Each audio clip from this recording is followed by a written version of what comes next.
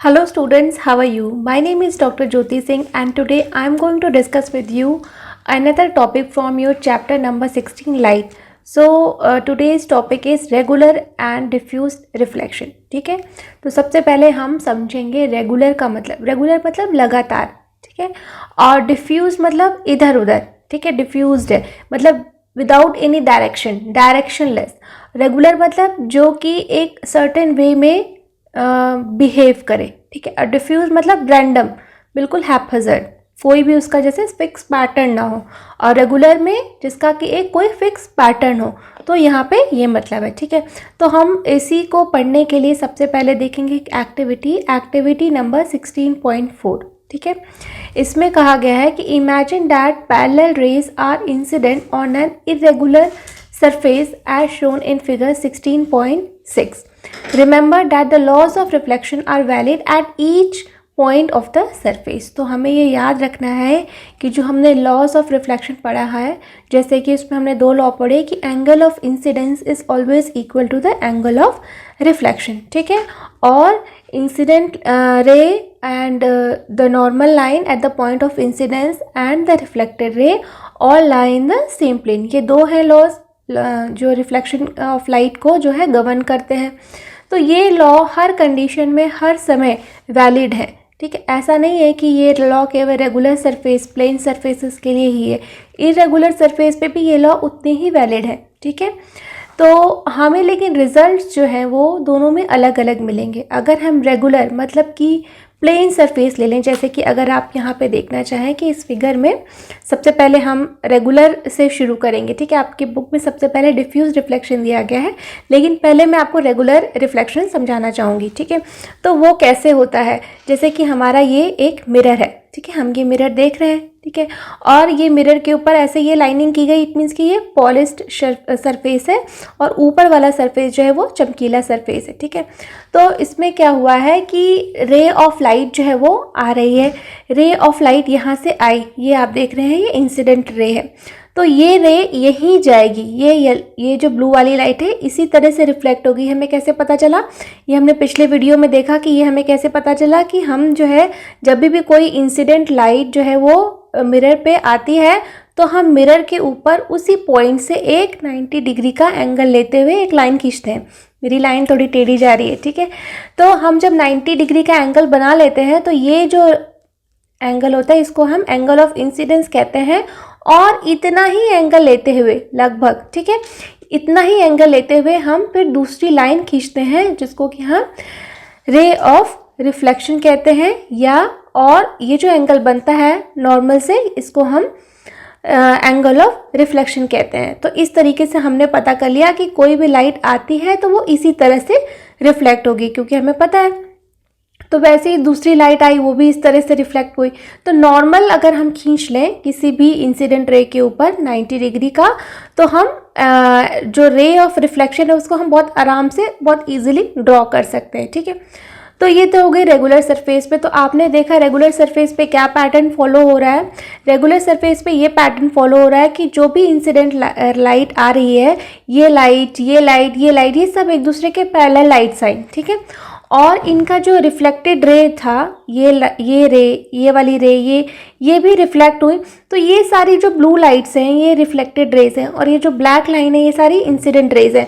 तो incident raise आपस में सब पैरेलल थी, एक दूसरे के पैरेलल में है ना, मतलब एक दूसरे से बराबर दूरी पे है। तो वैसे ही जो रिफ्लेक्टेड रेज थी वो भी एक दूसरे के पैरेलल ही गई, वो भी एक दूसरे से बराबर दूरी ही बना के गई। तो ये बात थी रेगुलर सरफेस पे, ठीक है। लेकिन अगर हम इरेगुलर, जिसको कि हम डिफ्यूज रिफ्लेक्शन कह रहे हैं, उसमें क्या होता है, उसमें जैसे कि आपको इस तरह का सरफेस देखने को मिलेगा कि ये जो सरफेस है ये प्लेन नहीं है। जैसे हमने अभी देखा कि प्लेन मिरर में क्या था, ये सरफेस प्लेन था, लेकिन ये क्या है, ऊपर खाबड़ है, ठीक है। तो इतना ऊपर खाबड़ हो ज़रूरी नहीं है, लेकिन कई बार चीज़ें हमें ऊपर से स्मूथ दिखती हैं लेकिन वो उतनी होती नहीं है। जैसे कि अगर मेरी ये हथेली है, मुझे ये ऊपर से स्मूथ दिख रही है, लेकिन अगर मैं इसके माइक्रोस्कोपिक व्यू में देखूँ तो ये बहुत ही ज़्यादा ऊबड़ खाबड़ है ना। तो चीज़ें हमेशा उतनी स्मूथ होती नहीं जितनी कि हमें दिखती हैं।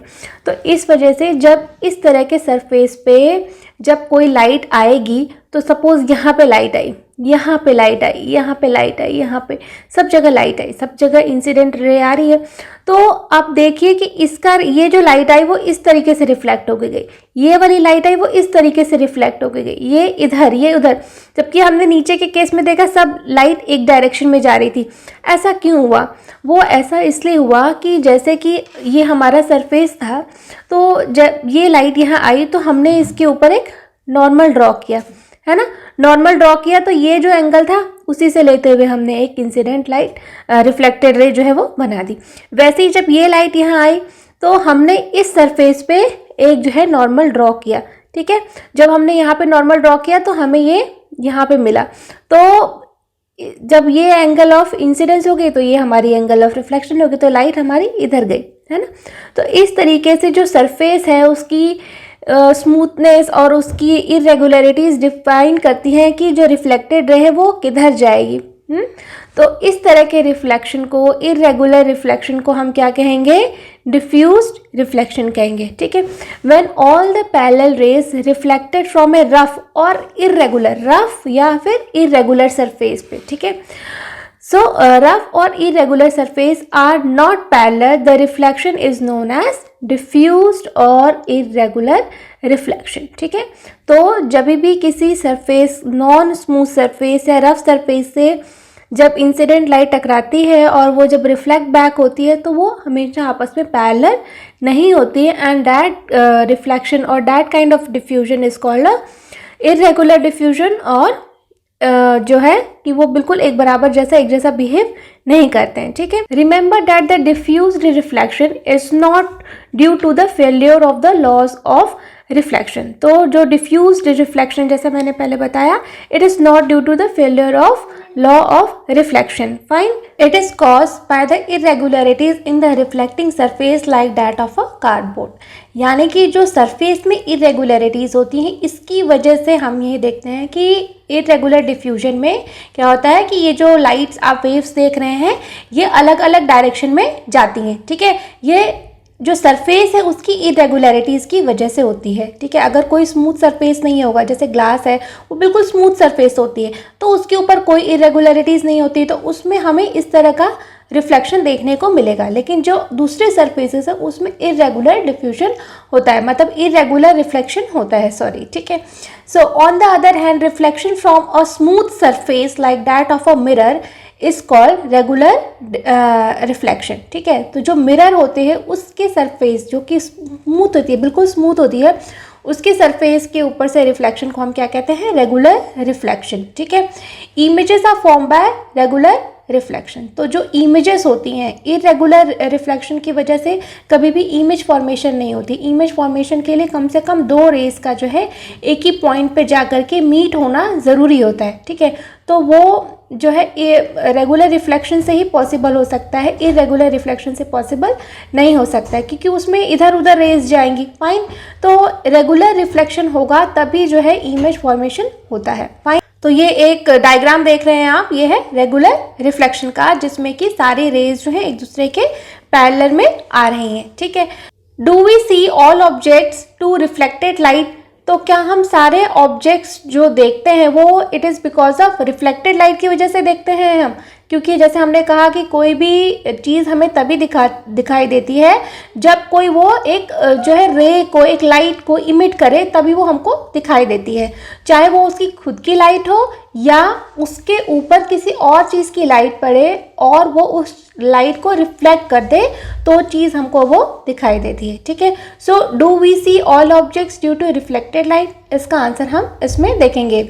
Nearly everything you see around is seen due to reflected light. तो हमारे आसपास अगल बगल जितनी भी चीज़ें हैं लगभग, ठीक है, वो हमें रिफ्लेक्टेड लाइट की वजह से ही दिखती है, क्योंकि ज़्यादातर चीज़ों के पास अपनी लाइट तो होती नहीं है, ठीक है। जो हमारा अल्टीमेट लाइट का सोर्स है वो क्या है? वो है हमारा सन। सन ही जो है वो सबको लाइट देता है। इवन जो मून की लाइट हम देखते हैं, मून की लाइट भी उसकी खुद की लाइट नहीं होती है। मून जो है उसके पास खुद की कोई लाइट नहीं है। सन की लाइट मून के ऊपर पड़ती है और मून से वो लाइट रिफ्लेक्ट होकर के अर्थ पे आती है, तो हमें जो मून है वो चमकता हुआ दिखाई देता है, ठीक है। So moon for example receives light from the sun and reflect, जैसे कि हमने अभी डिस्कस किया मून के पास भी खुद की लाइट नहीं होती है, ठीक है, और जो सन की लाइट उसके ऊपर पड़ती है वो उसको रिफ्लेक्ट करता है, इसीलिए मून हमें चमकता हुआ दिखाई देता है। Fine, that is how we see the moon, और इसी वजह से मून हमें भी दिखाई देता है। अगर मून के ऊपर सन की लाइट पड़ती, ठीक है, और मून उसको रिफ्लेक्ट नहीं करता, अपने अंदर ही अब्जॉर्व किया हुआ रहता और रिफ्लेक्ट नहीं करता, तो क्या हम उसको देख पाते? नहीं देख पाते, ठीक है। तो जब भी कोई भी चीज़ लाइट को रिफ्लेक्ट करती है तभी वो हमको दिखाई देती है, या रिफ्लेक्ट करे या उसके पास खुद की लाइट हो जिसको कि वो इमिट करे, तभी वो चीज़ हमको दिखाई देगी, नहीं तो वो चीज़ हमें दिखाई नहीं देगी, ठीक है। तो यही फिनोमेना है, बहुत बार जो जादूगर जो है अपने शोज़ में यूज़ करते हैं कि किसी भी चीज़ को गायब कर देते हैं, जबकि वो चीज़ वहीं रहती है, बस वो हमें दिखाई नहीं देती है, क्योंकि वो लाइट को यूज़ करके इस तरह की ट्रिक्स क्रिएट करते हैं कि वो चीज़ हमें उस समय नहीं दिखाई देती है और फिर वो अचानक से हमें दिखाई देने लगती है। तो लाइट्स को वो यूज़ करते हैं, डिफरेंट कलर्स की, डिफरेंट वेवलेंथ की लाइट को यूज़ करके वो इस तरह की ट्रिक्स को प्ले करते हैं। Fine, this is how we see the moon. The objects which shine in the light of other objects are called illuminated objects.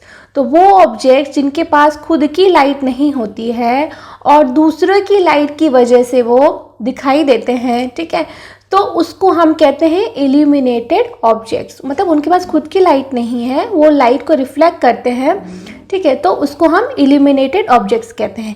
Can you name some other such objects? इस तरह के दूसरे objects का आप नाम दे सकते हो, ठीक है। लगभग सारे ही ऑब्जेक्ट इस तरह के होते हैं, क्योंकि बहुत सारे ऑब्जेक्ट्स के पास, जैसे हम ही है, हमारे पास कोई खुद की लाइट नहीं है, तो सन की लाइट मेरे ऊपर पड़ती है तभी आपको मेरा चेहरा दिखाई देता है ना। तो we are all illuminated objects because we don't have any our own light, we reflect the light of sun. So there are other objects which give their own light, और इसके अलावा कुछ ऐसे भी ऑब्जेक्ट्स होते हैं जिनके पास खुद की लाइट होती है, ओन लाइट, ठीक है, सच एज द सन, जैसे कि सूरज, इसके पास खुद की लाइट है, ये किसी और की लाइट रिसीव करके रिफ्लेक्ट नहीं करता, ये खुद ही इसके अंदर इस तरह का रिएक्शन होता रहता है जिससे कि वजह से उसमें जो है लाइट आती रहती है। और फायर, जैसे आग आप जलाते हो, वो उसके पास भी खुद की लाइट है। फ्लेम ऑफ अ कैंडल, जो कैंडल की फ्लेम है वो भी खुद की लाइट है। एंड इलेक्ट्रिक लैम्प, जो इलेक्ट्रिक लैम्प जलता है या बल्ब जलता है, इन सब के पास खुद की लाइट है, ठीक है। Their light fall in our eyes, that is how we see them. और ये जो इस तरह के ऑब्जेक्ट्स हमने डिस्कस किए, जैसे सन है, फायर है, flame of candle, electric lamp, इनकी लाइट जब हमारी आंखों में पड़ती है तब हमको ये दिखाई पड़ते हैं, ठीक है। The objects which emit, emit मतलब निकालना, खुद की निकालते हैं, which emit their own light are known as luminous objects. तो these are two important terms, that is illuminated object and luminous objects. यानी कि दो ऑब्जेक्ट्स हैं, इल्यूमिनेटेड ऑब्जेक्ट्स यानी कि जो दूसरे की लाइट को रिसीव करके रिफ्लेक्ट करते हैं, उनको हम इल्यूमिनेटेड ऑब्जेक्ट्स कहते हैं, ठीक है। और जिनके पास खुद की लाइट होती है उनको हम ल्यूमिनस ऑब्जेक्ट, ल्यूमिनस मतलब लाइट, ल्यूमिनस आपने इन्वर्टर का नाम सुना होगा, ठीक है। तो जो ल्यूमिनस होता है यानी जिसके पास खुद की लाइट हो, वो ल्यूमिनस ऑब्जेक्ट्स हैं, जैसे कि सन, फायर, फ्लेम, इस तरह से ये ल्यूमिनस ऑब्जेक्ट्स हैं। आप बूझो का क्या क्वेश्चन है इसको देखते हैं, ठीक है। I have a question, can the reflected raise be further reflected if incident on another mirror, ठीक है। तो बूझो का ये क्वेश्चन है कि जैसे कि हमने ये मिरर दिया, ठीक है, मिरर लिया, इसके ऊपर एक लाइट इंसिडेंट की ऐसे, ठीक है, और हमने इसके ऊपर एक नॉर्मल खींची और पता लगा गया कि ये रिफ्लेक्ट कहाँ पे होगी, ये इधर, क्योंकि ये एंगल बराबर हो गया, ठीक है, ये लाइट रिफ्लेक्ट होगी। अब ये जो रिफ्लेक्टेड लाइट है, ये मिरर है, ठीक है। अब ये जो रिफ्लेक्टेड लाइट है, ये अगर सपोज किसी और मिरर के ऊपर पड़ी, यहाँ पे एक मिरर रखा हुआ था, अब ये लाइट इसके ऊपर पड़ रही है, तो इस मिरर के लिए ये वाली लाइट तो इंसिडेंट लाइट हो गई ना, ठीक है, और फिर से ये रिफ्लेक्ट हो जाए, है ना। फिर ये तो यही पूछ रहा है कि can the reflected raise be further, further मतलब फिर से, further reflected if incident on another mirror. तो क्या ये जो रिफ्लेक्टेड लाइट है ये दूसरे मिरर के ऊपर पड़ेगी तो ये फिर से रिफ्लेक्ट हो सकती है? यस, ठीक है, ये हो सकता है कि एक लाइट जो है एक बार रिफ्लेक्ट हो जाए तो वो दोबारा से फिर से दूसरे मिरर के सामने आए तो वो वापस से रिफ्लेक्ट हो जाए, कैसे, ठीक है। ये हम पढ़ेंगे topic reflected light can be reflected again में, ठीक है। Recall the last time you visited a hair dresser, ठीक है। शी और he makes you sit in front of a mirror, ठीक है। आपको मिरर के सामने बिठाते हैं ना जब आपके बाल कटते हैं, ठीक है। After your hair cut is complete, जब आपका हेयर कट कंप्लीट हो जाता है, शी और he holds a mirror behind you to show you how the hair has been cut. जैसे कि आप फिगर में देख सकते हैं ना, यहाँ पे एक बार्बर जो है वो दिखा रहा है, मिरर दिखा रहा है, ठीक है। तो कैसा बाल कटा है आपका ये दिखाने के लिए आपके सर के पीछे जो है एक मिरर लगाई जाती है ताकि आपको दिख सके कि आपका कट कैसे हुआ है, ठीक है। तो आप जो है पीछे मुड़ के तो देख नहीं सकते हो ना अपने बालों को, अपने सर के पीछे के बालों को नहीं देख सकते, तो वो आपके सर के पीछे एक मिरर रखते हैं जिसके की रिफ्लेक्शन इस मिरर में दिखती है ना। तो क्या होगा कि आप यहाँ पे देख रहे हैं तो ये मिरर यहाँ पे आई तो ये लाइट यहाँ से टकरा करके कहीं ना कहीं वापस से रिफ्लेक्ट हुई है ना, तभी आपको इसमें आपका पीछे का जो चेहरा है, ये पीछे के बाल जो हैं वो आपको इधर मिरर में दिख रहे हैं, ठीक है। तो जो लाइट है वो एक बार इस पे पड़ी, फिर वापस से यहाँ आई, फिर वो टकरा के फिर से आपकी आंखों में गई। तो yes, reflected light can be reflected again and again multiple number of times, अगर हम उसके आसपास जो है वो शीशा रख दें तो, ठीक है। सो पहेली recalls having constructed a periscope as an extended activity in class 6। तो पहेली को याद आ गया कि एक एक्सटेंडेड एक्टिविटी में उन लोगों ने एक पेरिस्कोप का फॉर्मेशन किया था क्लास 6 में, ठीक है। पेरिस्कोप में यही फिनोमिना यूज़ होती है कि एक बार रिफ्लेक्टेड लाइट को हम कई बार रिफ्लेक्शन से गुजारते हैं और दूर की इमेज को हम फिर कहीं और देख सकते हैं, ठीक है। एक कांच से दूसरे कांच में, तीसरे कांच से में इस तरह से टकरा के वो हमें इंफॉर्मेशन दे सकती है, ठीक है। इस तरह के फिनोमिना को कई बार जो है जो पहाड़ी इलाके होते हैं वहाँ पे यूज़ करते हैं, क्योंकि वहाँ पे बहुत पतली पतली रोड्स होती हैं, वन वे होता है, तो पहाड़ी पे चल रहे होते हैं तो गाड़ियाँ, सामने से कोई गाड़ी होती है तो उसको साइड देना होता है, तो इस तरह के फिनोमिना का यूज़ करके वहाँ पे कई बार जो है एक्सीडेंट्स को अवॉइड किया जाता है, एक्सीडेंट से बचा जा सकता है। तो कई बार आप अगर पहाड़ियों पे गए होंगे तो वहाँ पे इस तरह के शीशे भी देखे होंगे जिससे कि सामने वाले को पता चल जाता है कि उधर सामने से जो पहाड़ी के पीछे से कोई गाड़ी आ रही है कि नहीं आ रही है। तो पेरिस्कोप भी इसी तरह का एक इंस्ट्रूमेंट है, एक डिवाइस बनाया गया है कांच के रिफ्लेक्शन को यूज़ करके, ठीक है। So periscope make use of two plane mirrors.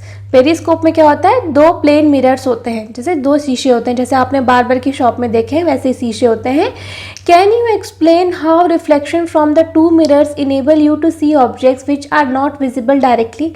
आप कैसे कह सकते हो कि जैसे कि दो ऑब्जेक्ट्स हैं वो हमको डायरेक्टली हम नहीं देख सकते हैं, ठीक है। तो उनको इस एंगल से सेट किया जाता है कि हमें इमेज जो है, जो चीज़ हम डायरेक्टली नहीं देख सकते हैं, जैसे कि मैं ऐसे बैठी हूँ और मैं पीछे की चीज़ देखना चाहती हूँ तो मैं कैसे देखूँगी, ठीक है, या कोई दूसरे एंगल की चीज़, तो मैं मिरर्स को इस तरह के एंगल पे सेट करूँगी कि वो एक दूसरे के रिफ्लेक्शन से मुझे तीसरी जगह पे वो फोटो दिख जाए, ठीक है। So periscopes are use in submarine. Submarine जो बिल्कुल समंदर के नीचे बिल्कुल डूब के चलती हैं उसमें यूज़ होता है बाहर की चीज़ों को देखने के लिए, क्योंकि सबमरीन काफ़ी नीचे रहती है, समंदर के नीचे रहती है, तो बार बार ऊपर तो नहीं आ सकती ना सतह पर देखने के लिए कि सतह पे कोई जहाज आ रहा है कि नहीं आ रहा है, तो पेरिस्कोप्स का यूज़ करते हैं ऊपर की निगरानी करने के लिए, ठीक है। और टैंक्स, जो लड़ाकू टैंक होते हैं, ठीक है, and also by soldiers in bunkers to see things outside. तो जो बंकर्स में सोल्जर्स रहते हैं वो बार बार बाहर आकर के नहीं देख सकते हैं, तो वो इस तरह के डिवाइसेस का यूज़ करते हैं नज़र रखने के लिए दुश्मन के ऊपर, ठीक है। सो अब हम देखेंगे topic multiple images. Multiple images में क्या है, you are aware that a plane mirror forms only a single image of an object. जैसे हमें पता है कि एक प्लेन मिरर एक ऑब्जेक्ट का एक ही फोटो बनाता है। जैसे मैं शीशा देखती हूँ तो मुझे अपनी एक ही शक्ल दिखाई देती है ना, 4-5 शक्लें तो नहीं दिखाई देती हैं। तो एक प्लेन मिरर एक ऑब्जेक्ट का एक ही फोटो बनाता है, ठीक है। What happens if two plane mirrors are use in combination, let us see. अगर हम दो प्लेन मिरर्स ले लें तो क्या होगा। जैसे कभी आपने देखा होगा कि आप कोई शीशा यूज़ कर रहे हैं, अगर वो बीच से टूट जाए, ठीक है, जैसे ये शीशा आप, जैसे आपके पास एक छोटा सा ऐसे करके यहाँ पे एक शीशा था सपोज, ठीक है, और उसमें आप अपनी फ़ोटो देखते थे, वो शीशा यहाँ से ब्रेक कर जाए, ठीक है, ऐसे ब्रेक कर जाता है। कई बार आपने टीवी में भी देखा होगा कोई फ़ोटो ब्रेक कर जाती है, तो जब आप उसमें अपनी शक्ल देखते हो तो आपको सब टुकड़ों में अपनी छोटी छोटी शक्ल दिखाई देती है ना। तो क्या होता है, ठीक है। What happens if two plane mirrors are use in combination, let us see. तो हमें अगर दो प्लेन मिरर्स एक साथ कॉम्बिनेशन में यूज़ कर दिया जाए तो क्या होगा, ठीक है। तो टेक टू प्लेन मिरर्स, जैसे हम एक एक्टिविटी करने जा रहे हैं, एक्टिविटी के थ्रू हम इस कॉन्सेप्ट को समझेंगे कि take two plane mirrors, set them at right angle. जैसे आप यहाँ फिगर में देख सकते हैं कि टू प्लेन मिरर्स ले लिया गया है और उन दोनों को एक दूसरे के 90 डिग्री पे रखा गया है, ठीक है। So with their edges touching, to hinge them you can use adhesive tape. Place a coin in between the mirrors, how many images of the coin do you see. तो इस तरह का एक आपको सेटअप तैयार करना है। जैसे आप यहाँ फिगर में देख सकते हैं 90 डिग्री के ऊपर दोनों मिरर्स को आपस में आपको चिपका के रख लेना है, ठीक है। तो यहाँ पे आपने एक कॉइन रख दिया और इसका इमेज इसमें भी दिख रहा है, इसका इमेज इसमें भी दिख रहा है और इसकी इमेज फिर से वापस यहाँ दिख रही है, ठीक है, और इसकी इमेज वापस फिर से यहाँ पे भी दिख रही होगी, ठीक है, उधर दूसरे एंगल से देखेंगे तो यानी एक ही कॉइन की 4 इमेजेस दिख गई अगर हम दो मिरर्स को 90 डिग्री के ऊपर रख देंगे तो, ठीक है। So now hinge the mirrors using the adhesive tape at different angles. जैसे हमने यहाँ 90 डिग्री पे रखा है दो मिरर्स को, तो फिर जैसे हम दो मिरर्स ले लें और उनको हम 45 डिग्री पे, जैसे ये है, ठीक है, तो हम 45 डिग्री पे रखें और फिर बीच में एक कॉइन रख दें तो कितनी इमेजेस बनेंगी, ठीक है। हम 60 डिग्री के ऊपर रख दें, जैसे यहाँ पे एक ये है और एक ये है, ठीक है, फिर हम 120 डिग्री पे रख दें। एक मिरर हमने ऐसे रखा और एक मिरर हमने ऐसे रखा, ठीक है, यहाँ पे कॉइन रख दिया। तो इस तरीके से डिफरेंट एंगल्स आप ट्राई कर सकते हैं कि कितने 180 डिग्री पे दोनों को सीधे सीधे रख दिया, एक मिरर यहाँ एक मिरर यहाँ, ठीक है, और यहाँ कॉइन रख दिया तो कितनी इमेजेस बनती हैं। प्लेस सम ऑब्जेक्ट से अ candle in between them, note down the number of images of the object in each case. तो ये एक एक्टिविटी आप इसको ज़रूर करिएगा, बहुत ही मज़ेदार एक्टिविटी होने वाली है। आपने ये सब एक्सपीरियंस किया होगा बार्बर की शॉप में भी, है ना, वहाँ पे चारों तरफ शीशे लगे रहते हैं, कई बार मतलब चारों दीवारों पे शीशे लगे रहते हैं। तो आपने कई बार देखा होगा कि जब आप यहाँ बैठते हैं तो आपको बहुत सारी इमेजेस दिखाई देती, इमेज के अंदर इमेज, इमेज के अंदर इमेज, इमेज के अंदर इमेज, और दूसरे वाले में 3 ही इमेज दिखाई देती है, किसी में 2 ही इमेज दिखाई देती है ना। So finally set the 2 mirrors parallel to each other. अगर हम 2 मिरर्स को पैरेलल रख दें, जैसे कि एक मिरर यहाँ एक मिरर यहाँ, ये पॉलिश सरफेस है और ये भी इसका पॉलिश सरफेस, बिल्कुल आमने सामने रख दे मिरर्स को तो कितनी इमेजेस दिखाई देगी। अगर 2 मिरर्स को आपस में पैरेलल रख दिया जाए तो इनफाइनाइट इमेजेस बनती हैं, ठीक है। Finally set the 2 mirrors parallel to each other, find out how many images of a candle place between them are form, ठीक है। तो ये एक आप देख सकते हैं फिगर में दिखाया गया है कि कैसे जो है 2 मिरर्स को आपस में पैरेलल रखा गया है और कितनी इमेजेस बनेंगी, ठीक है। तो इसमें आपको इनफाइनाइट नंबर ऑफ इमेजेस का फॉर्मेशन देखने को मिलेगा, ठीक है। तो अब हम देखते हैं, can you now explain how you can see the back of your head at the hair dresser's shop. तो आपको अब पता चल गया होगा कि किस तरीके से आपको अपने पीछे के बाल भी दिखने लगते हैं हेयर ड्रेसर की शॉप में, क्योंकि वो वापस से लाइट रिफ्लेक्ट होके अगेन रिफ्लेक्ट होती है तो हमको अपने पीछे के बाल भी दिखाई देते हैं। Fine, this idea of number of images form by mirrors place at an angle to one another is use in kaleidoscope. तो ग्लाइडोस्कोप जो है एक तरीके से टॉय है जिसको कह सकते हैं हम, ठीक है। जब मैं आपकी क्लास में थी तो मैंने ग्लाइडोस्कोप जो है बनाया था, ठीक है, और होगा मेरे घर में कहीं पे, ठीक है। So to make numerous beautiful patterns, ठीक है, you can also make a kaleidoscope yourself. आप क्लाइडोस्कोप खुद से भी बना सकते हो, कुछ नहीं करना है। क्या करना है, क्लाइडोस्कोप बनाने के लिए एक एक्टिविटी दी गई है, एक्टिविटी 16.6, ठीक है। इसमें जैसे आप फिगर देख सकते हो ना, मैं आपको जल्दी से बता देती हूँ। 3 कांच के टुकड़े लेने हैं। कांच मतलब जो शीशा देखने वाला, चेहरा देखने वाला कांच होता है ना, आप किसी भी शॉप में जाओगे, मतलब कांच की दुकान में जाओगे तो आपको 10 सेंटीमीटर इंटू 4 सेंटीमीटर का कांच का ये दे देंगे, ठीक है। तो आप क्या लेना है, आपको फेविकोल या फेविक्विक ले लेना है और तीनों कांच के टुकड़ों को आपस में इस तरीके से जोड़ देना है। जैसे आप फिगर में देख सकते हो ना, यहाँ पे ये तीनों कांच के टुकड़ों को आपस में ऐसे जोड़ देना है। ये जो साइड वाला ट्रायंगल बनेगा, ये इधर भी एक ट्रायंगल बनेगा, है ना। तो क्या करना है कि अब ये क्योंकि मजबूत नहीं होता है उतना, है ना, तो इस वजह से इसको हम एक प्लास्टिक के डिब्बे में रख देंगे यहाँ पे, ठीक है। थोड़ा वो बड़ा हो ताकि ये उसके अंदर घुस जाए। और एक तरफ से जो है, एक तरफ ये जो प्रिज्म देख रहे हैं ना, ये इधर वाले पे, इधर पे भी हम एक काले रंग का वो लगा देंगे, चार्ट पेपर या कुछ कार्डबोर्ड, और उसमें एक छोटा सा छेद कर देंगे ताकि हमको उसमें से हम देख सकें। और इसके ठीक दूसरी तरफ हमको क्या करना है, कुछ कांच के टुकड़े जो है इसके अंदर आप डाल सकते हो या ऊपर से चिपका भी सकते हो, ठीक है।